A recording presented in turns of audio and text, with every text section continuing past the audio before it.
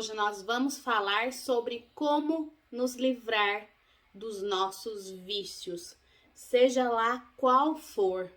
No último vídeo, que eu vou deixar o link aqui embaixo para vocês assistirem, eu falei as causas dos vícios, né?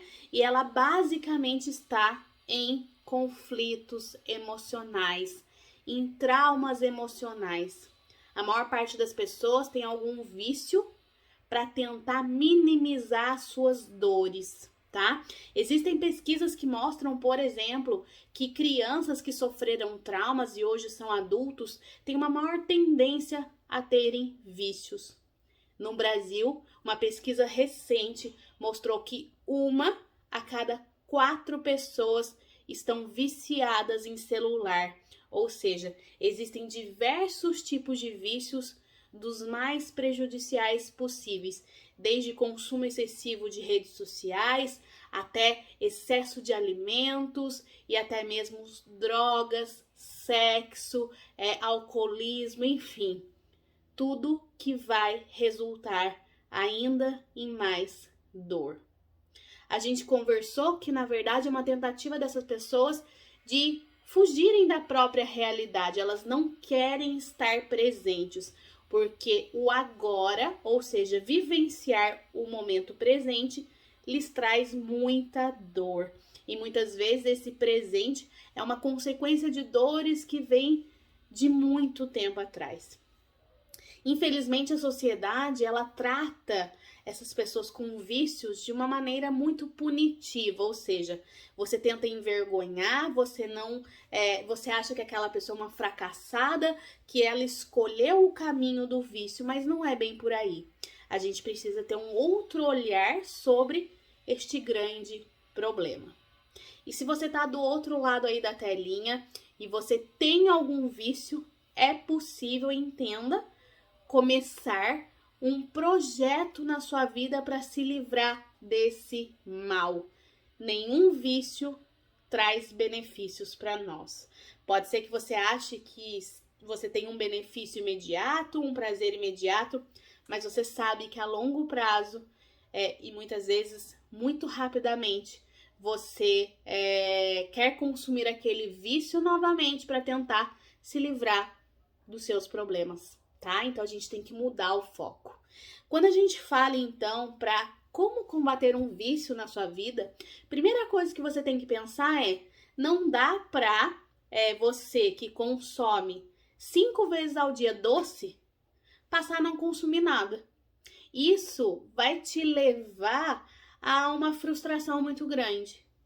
Então, seja lá qual o vício que você tenha, o ideal é diminuir a frequência desse vício aos poucos. Ou seja, se você consome 5 vezes ao dia, você vai passar a consumir 4 hoje, você vai se adaptar a esse 4 vezes ao dia e depois você vai diminuindo a frequência com que você o consome.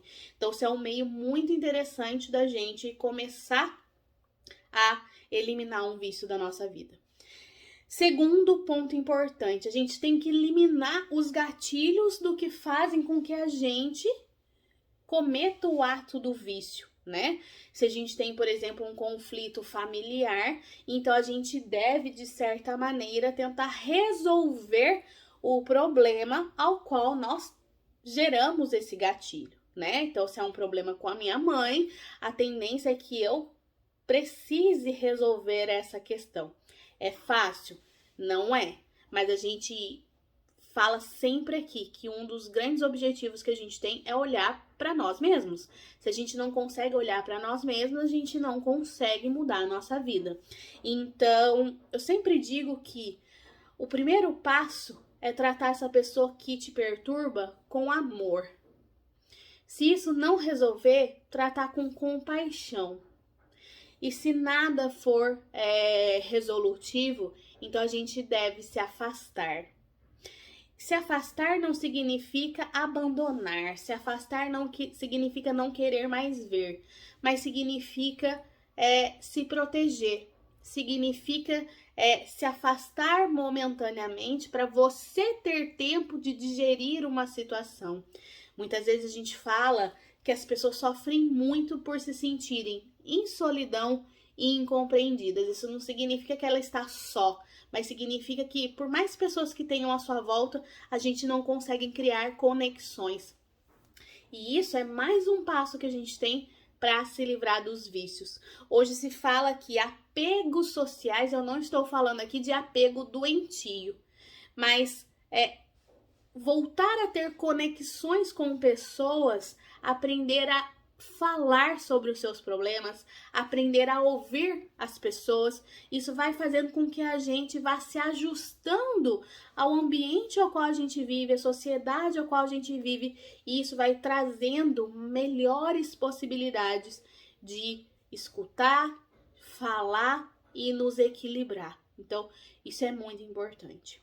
Outros pontos importantíssimos, se você não sabe, é que quando você realiza um bem para alguma pessoa, você também tem uma inundação no cérebro de endorfinas e você começa a equilibrar de uma forma melhor os neurotransmissores e hormônios no seu cérebro. Então, um ponto muito importante. Se você puder ajudar outras pessoas com trabalhos aí voluntários, isso pode mudar a sua vida, tá? Isso é bem bacana. Outro ponto interessantíssimo que a neurociência mostra é: mude a sua feição e a sua postura. Quando você tem uma postura ereta, você tem uma feição de sorriso, uma feição positiva no seu rosto, a tendência é que o seu corpo internamente, bioquimicamente, se ajuste a isso. Você já viu a postura de uma pessoa depressiva? Cabisbaixa, um rosto muito característico de depressão. E o primeiro ponto que a gente pode mudar é justamente isso.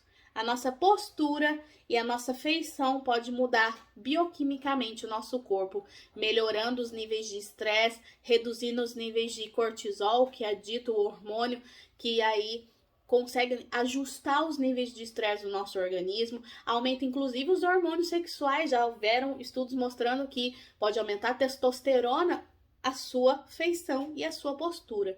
Então, tudo isso conta. Evite punir-se, porque você é um ser humano e todos nós cometemos erros. Se você cometeu um erro hoje, você não vai se punir, você vai trabalhar para que você não cometa novamente esse erro. Isso está em perdoar a si mesmo. Vá e não cometa novamente esse erro. Mantenha o seu corpo e a sua mente ocupados. Não permita que, por estar sem ocupação, você, então, passe a permitir que a sua mente foque no vício, no ato do vício.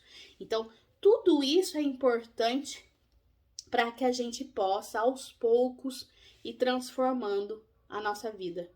Busque um objetivo de vida, busque prazer em algo que seja positivo na sua vida. Você com certeza conseguirá sair de onde você está.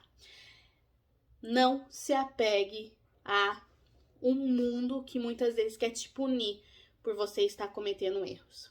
A gente, ao invés de viver esse mundo competitivo, onde todo mundo quer ganhar de todo mundo, a gente deveria cooperar. Ou seja, fazer sempre escolhas que sejam positivas para o grupo, para a família, né, competitivo, cooperativo, no local onde a gente trabalha. Tudo isso seria muito mais benéfico ao ser humano. Nós somos muito apegados ao que é material, nós somos muito apegados a essa competição desenfreada que o próprio sistema nos impõe. Então, você precisa olhar diferente para o mundo e para você mesmo. Isso vai te permitir mudar a situação da sua vida. Os traumas emocionais que você tem lá no passado podem ser tratados. E não é o tempo todo repetindo essa história na sua mente. É criando um agora mais saudável, mais positivo. E assim, esse trauma emocional, essa dor que você tem, ela vai se dissolvendo na sua história, não trazendo mais sofrimento até você. Então é isso. Busque relacionamentos positivos. Busque amar a si próprio. Autoestima é muito importante. Busque uma alimentação mais saudável possível. A gente precisa de nutrientes para a formação de neurotransmissores e hormônios no nosso corpo. Busque um sono de qualidade. tudo que a gente já vem falando que é necessário para uma vida corpo e mente saudáveis. Espero ter te ajudado. Compartilhe esse vídeo com outras pessoas. Deixe um like aqui para nós, que é muito importante para que a gente leve conhecimento e amor para muitas pessoas por aí. Até a próxima!